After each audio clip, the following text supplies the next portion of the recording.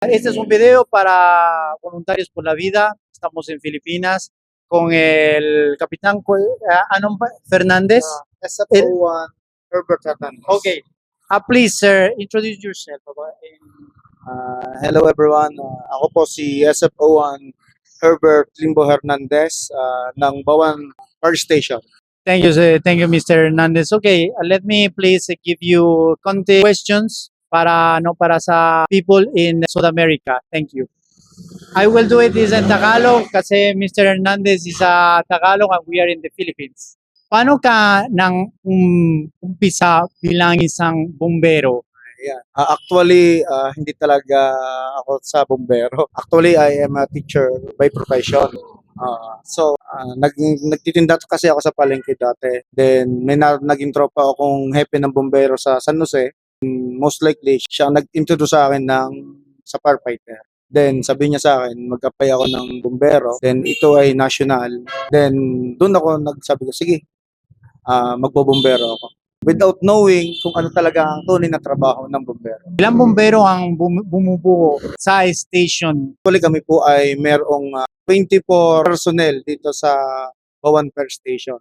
Kinabibilangan ito na ilang ba ito? Dalawa sa ship namin. Kami po ang ship B. Ako po ang ship commander ng ship na ito. At meron po kaming dalawang personnel na babae dito.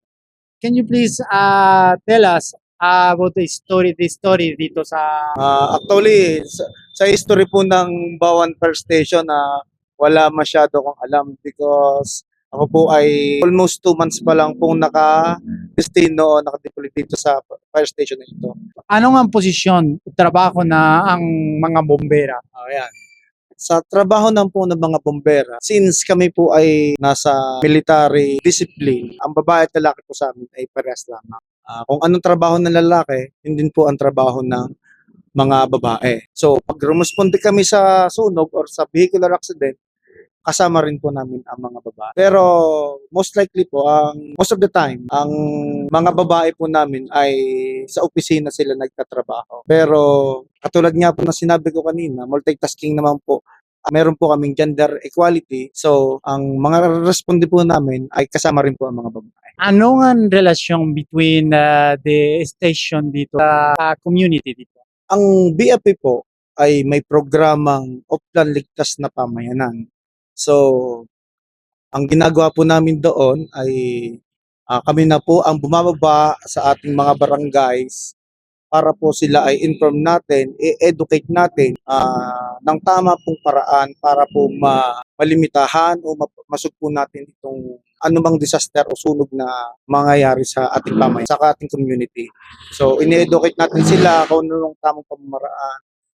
Let's say din po, anong gagawin natin pagka nagkaroon ng sunog, saan ba sila tatawag, ano kanilang dapat gawin. And then, ini-encourage namin sila na pagka maliit pa lamang ang sunog, labanan nila. Then, pagka hindi na nila kaya, tawag sa bumbero. What are the most common calls dito sa estasyon ng bombero dito sa Baguan po?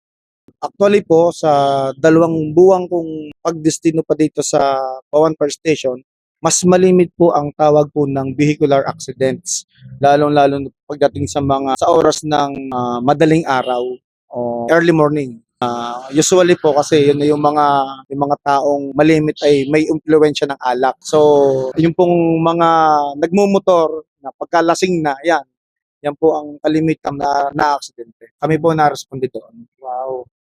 Do the members of the bombero receive a retirement and if it's so, how many years have you been you must nakaka-receive po kami ang retirement po. Sinabi mo po sa retirement, meron pong optional at saka po may compulsory retirement ng bombero dito sa Pilipinas. Ang optional retirement po after ng 20 years po ng service. Then yung pong compulsory retirement ay at the age of 56. So, medyo malakas-lakas pa tayo noon. So, Okay. since tayo ay healthy and strong, at sa tingin ko, yung 56 years old ay may marami pang magagawa. Okay, that's right, Mr. Hernandez.